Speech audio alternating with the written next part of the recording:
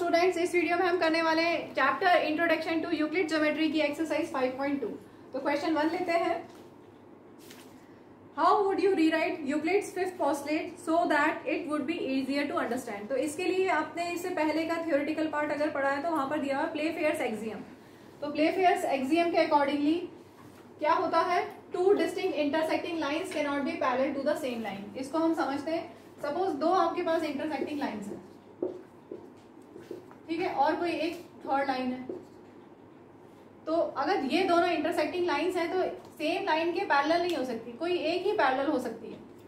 Figure देख के भी समझ में आ जाएगा, अगर ये L और M इंटरसेक्टिंग लाइंस है और N कोई थर्ड साइड है such that L is parallel to N, तो वो जो M है वो N के पैरेलल नहीं हो सकती। अगर एक लाइन पैरेलल है तो दूसरी नहीं हो सकती। अगर वो दो लाइंस इंटरसेक्टिंग है तो two distinct intersecting lines can not be parallel to the same line.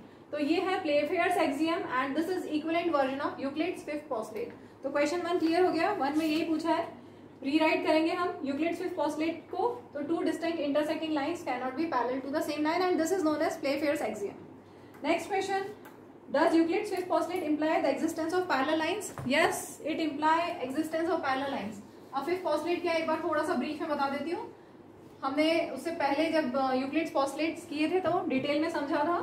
Suppose आपके पास एक स्ट्रेट लाइन है, सपोज ये L और दो और लाइन्स है M and N। If a straight line is following on two lines such that sum of interior angles taken together on the same side of the transversal is less than two right angles, then if these lines are produced तो वो कहीं पर meet करेंगी। ठीक है, यही है Euclid's fifth postulate. Clear हो गया। If a straight line is following on two straight lines such that sum of interior angles on the same side of it taken together is less than two right angles, then these lines will meet at some point if produced indefinitely. ठीक है, अब इसी में यहाँ पर question में क्या पूछा है कि does Euclid's fifth postulate imply the existence of parallel lines. अब सोचिए कि यहाँ पर ये जो इंटरसेक्टिंग लाइन्स हैं इसकी जगह पैरेलल लाइन्स होती तो यूक्लिड फिफ्थ पोस्टलेट से हम उसको एक्सप्लेन कर सकते हैं क्या। If a straight line is falling on two straight lines such that sum of interior angles on the same side of transversal taken together is equal to two right angles, अगर ये भी 90 हो और अगर ये भी 90 हो, या फिर इन दोनों का सम 90 हो, ऐसा जरूरी नहीं है कि ऐसे ही फिगर हो सकता है कि इधर बना दूं मैं, हो सकता है कि ऐसा होता तो इन दोनों का सम 90 होता।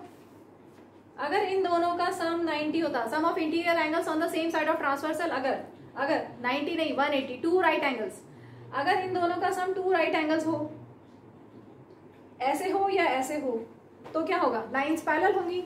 तो वही हमने लिखा है, if a straight line L straight line falls on two lines M and N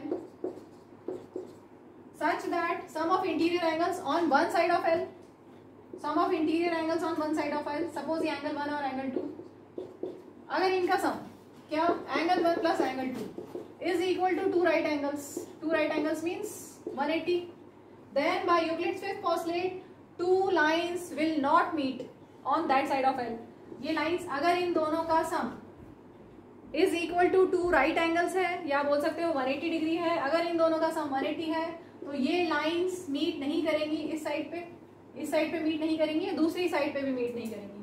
that is lines M and N will never meet. अगर लाइंस मीट नहीं हुई मीन्स वो पैरेलल लाइंस है।